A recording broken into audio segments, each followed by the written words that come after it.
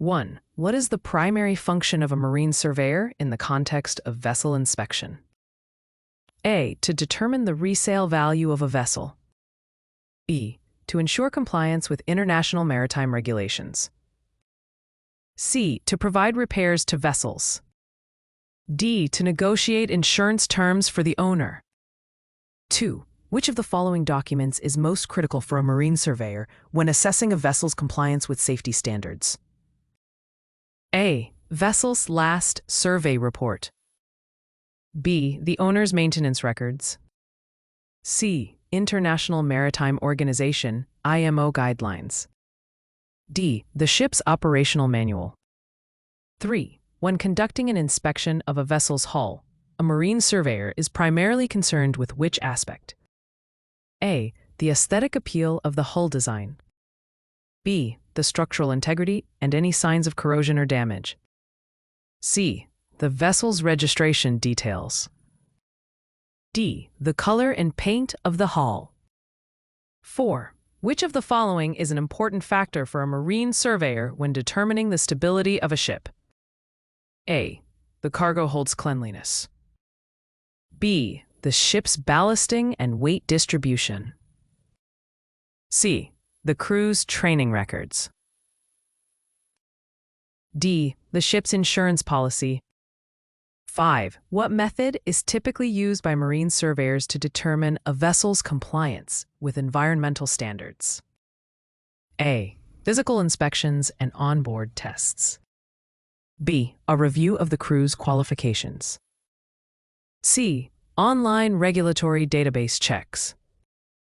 D. Interviews with the ship's owner.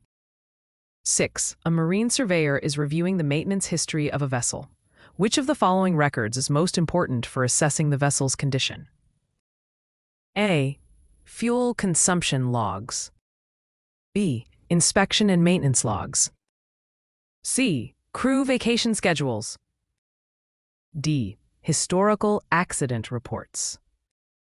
7. What type of survey would a marine surveyor perform when investigating a vessel involved in an accident? A casualty survey. B. Condition survey.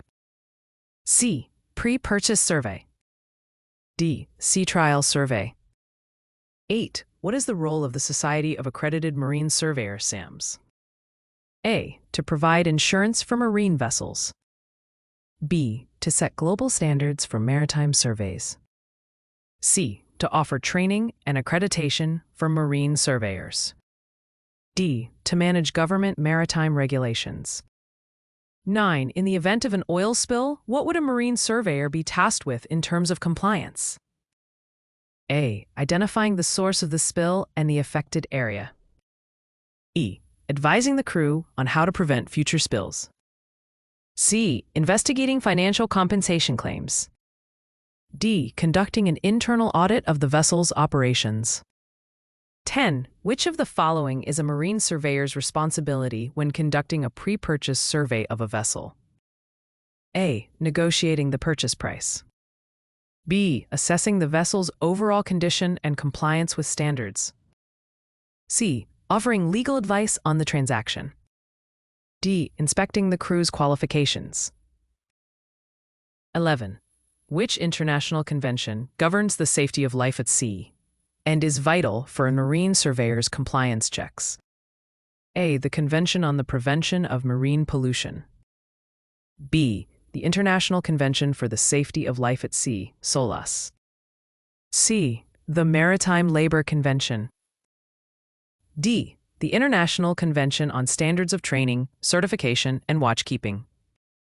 12. What should a marine surveyor do if they find a vessel is in violation of regulatory requirements? A. Report the issue to the relevant authorities and recommend corrective actions. B. Allow the vessel to continue operating with a warning. C. Inform the vessel's crew about the violation without taking further action. D. Attempt to resolve the issue directly with the vessel's owner. 13. Which of the following types of vessels would a marine surveyor most likely inspect for compliance with the International Maritime Solid Bulk Cargoes, IMSBC code? A. Oil tankers. B. Container ships. C. Bulk carriers. D. Passenger ferries. 14. What is the purpose of conducting a stability analysis for a marine vessel? A. To ensure the vessel can withstand adverse weather conditions. B. To predict the vessel's fuel efficiency. C. To assess the crew's experience and capabilities. D. To calculate the vessel's market value. 15. When conducting a marine survey, a surveyor must consider which of the following to determine a vessel's operational readiness. A. The cargo type and weight. B. The color of the hull paint. C. The owner's market reputation. D. The ship's social media presence. 16. What is the most effective way for a marine surveyor to ensure a vessel meets safety and environmental standards? A. Relying solely on visual inspections. E. Using the latest technical equipment and performing detailed testing. C. Reviewing only the vessel's certificate of registration. D. Consulting with the ship's captain about their safety practices. 17. What type of training is typically required for a marine surveyor to obtain SAMS accreditation? A. Legal training related to maritime law. B. Extensive on-the-job experience and maritime-specific courses. C. Basic first aid and firefighting certifications. D. Training in environmental law and policy. 18. In conducting a hull survey, what type of defect is a marine surveyor most likely to report as a significant finding? A. Minor paint wear. B. Excessive corrosion or structural cracks. C. Cosmetic damage to the paintwork. D. Insignificant rust on non-critical areas. 19. In assessing the structural condition of a vessel's engine room, what would be a priority for a marine surveyor? A. Ensuring the engine is aesthetically pleasing. E. Checking for operational malfunctions or safety hazards. C. Verifying that the engine complies with fuel efficiency standards. D. Reviewing the crew's engine maintenance records. 20. Which of the following is an essential factor for a marine surveyor to check when conducting an audit of a vessel's insurance coverage? The vessel's most recent survey date. B. The coverage details in the policy against potential claims. C. The ship's appearance and design specifications. D. The owner's tax history. 21. What type of survey would be used to assess a vessel's readiness for cargo operations? A. Damage survey. B. Cargo survey. C. Dry dock survey. D. Pre-purchase survey. 22. In the event of a ship's collision, what key factor should a marine surveyor investigate first? A. The vessel's speed and maneuverability at the time of the incident. B. The condition of the ship's cargo. C. The weather conditions at the time of the incident. D. The crew's previous accident history. 23. Which of the following should a marine surveyor prioritize when conducting a survey on a newly built vessel? A. Reviewing the vessel's financial documentation. B. Ensuring the vessel meets all design, construction, and safety standards.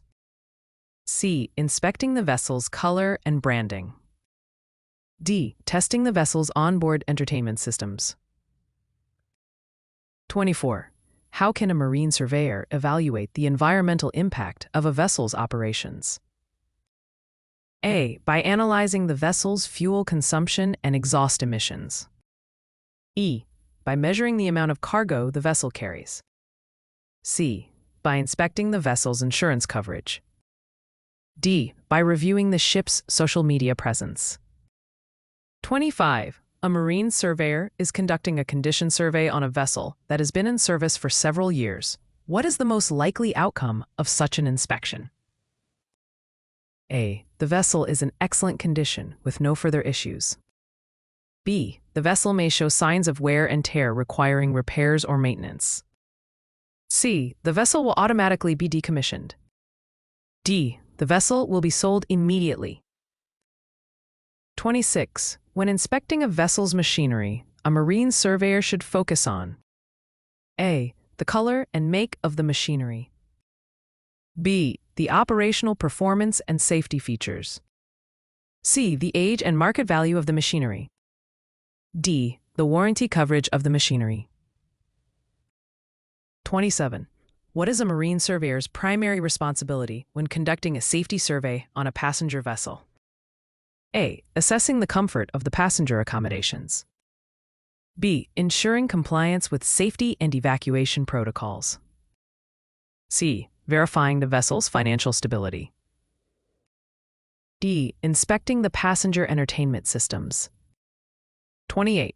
In which of the following situations would a marine surveyor be required to issue a certificate of condition for a vessel? A. When the vessel has passed all compliance and safety checks. B. After the vessel's first commercial voyage.